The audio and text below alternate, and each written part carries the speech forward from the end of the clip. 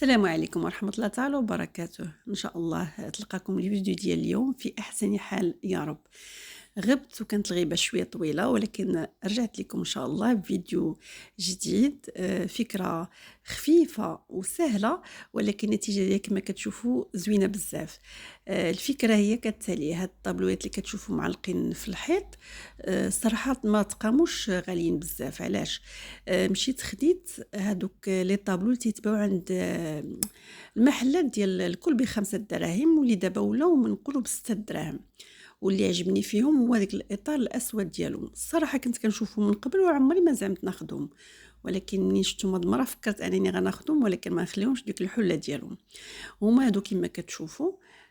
هنايا راه دايرين 6 دراهم، كانوا من قبل غير ب5 دراهم. فيهم الشكل المربع والشكل المستطيل. شنو اللي عجبني كما قلت لكم هو الاطار الاسود. غادي ناخذهم وغادي نحاول نغطي داك الاطار الاسود بالشريط اللاصق، وغنصبغهم بالاكريليك البيضاء، باش الا قدرتوا تقلبوا تخدموا من الظهر، ولكن تحيدوا ديك اللصقه اللي كتلصق في الحيط وتعاودوا تقلبوا غيجيكم ساهل. انا في واحد الاطار داكشي اللي درت. كما قلت لكم غادي ناخذ الاكريليك البيضاء وغادي نصبغ. غادي نصبغ الاطارات. غنصبغ يا ربي الصور اللي كاينين، ولكن في الاول درت هاد الشريط اللاصق كما كتشوفوا باش نحمي الاطار ديالي الاسود. من بعد ما غادي نصبغهم، هنا كنت صورت الطريقه ديال الصباغه وكلشي تمسحات لي للاسف. من بعد ما غادي نصبغهم، غادي ناخذ باش غادي غنخدم بالورق الارز بابي دوري، اولا سيرفيتاج. اولا الا ما كانش ورق الارز اولا البابي دوري، تقدروا تمشيو للمطبعه وطبعوا الصوره اللي عجبكم في القياس ديال الاطار وطبقوا نفس الطريقه حتى غادي تجي زوينه. هنا كما كتشوفوا اشكال متنوعه هنا ديال البابي سيرفيت اولا، وهنا ورق الارز. انا كانوا هادو عاجبيني من شحال هادي. هذا كما كتشوفوا فيه بزاف ديال لي موتيف، وانا ما قدرش نخليه هكذاك. غادي نحاول ندير بحال الديكوباج، غادي نقطع داكشي اللي غادي يعجبني هو اللي غادي نلصق. وتا هاد الغوز كذلك غادي نحاول نقطع ونحافظ على الجماليه ديال البابي دوري ورق الارز. ما غاديش نضيع ديك الرسومات الزوينين اللي كاينين فيه. هنا من بعد ما حددت الاطار ديالي وحددت داكشي اللي غادي نحتاج، كنقطعهم كنحددهم بان كوتور وتنقطعهم وغادي نلصقهم. غادي نلصقهم بلاكول الخاصه بورق الارز. من هنا تبعوا معايا حتى الاخير، ان شاء الله الفيديو تجيكم بسيطه، وعلاش لا تنتوما تطبقوها والنتيجه كما قلت لكم في الاخير كانت زوينه بزاف بزاف. هنا حيدت الشريط اللاصق ما بقيتش محتاجاه.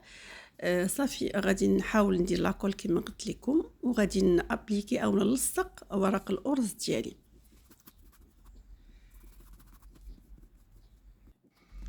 بالنسبه للطريقه ديال التلصاق او تركاب ديال ورق الارز، كنت فايته حطيتها فيديوهات من قبل، ترجعوا للقناه غادي تلقاوهم.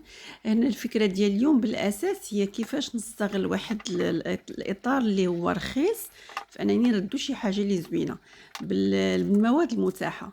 هنا غنزرب شويه الفيديو باش ما يجيكمش طويل وممل. هنا كما كتشوفوا حددت بالفرشات فيها شويه ديال الماء باش يجيني سهل انني نقطع ديك لي موتيف اولا الورق الارز اللي بغيت انا فيهم.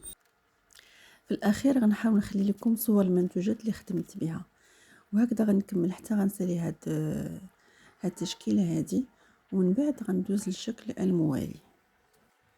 للتذكير حاولت نسرع المقطع باش ما يجيكمش الفيديو طويل، ولكن هادشي راه تياخذ واحد، خصك تصاوب شويه وما تزربش عليه باش تجيك نتيجه زوينه. في الاخير هادو هما 3 الاشكال اللي درت. هذا بالازرق اللي كتشوف فيه ديك التحف زوينه بزاف، وموراها درت هذا ديال الحامض جات هو زوين، ومن بعد هذاك الوردي اللي فيه اشكال تاهي زوينه. وهنا غندوزو للشكل الرابع والاخير واللي غنخدم فيه بالبوشوار.